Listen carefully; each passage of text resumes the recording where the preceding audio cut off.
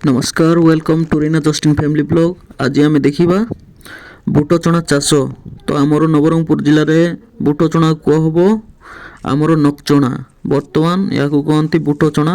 तो देखी देउची तार चाष केमिति हम।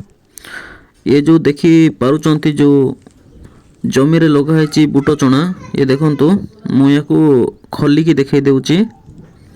ये हूँ बुट चना देखिपे आईरे पूरा कौन अच्छी बर्तमान कंचा अच्छी। ये हूँ बुट चना जहाँकि कंचा समय बहुत बढ़िया लगे खाइबा भी। ये हूँ देसी बुट चना।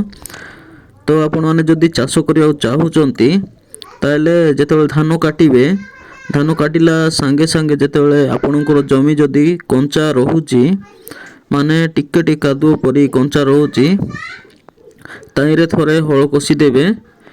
हल कषिकी बुट चना बुणी देवे।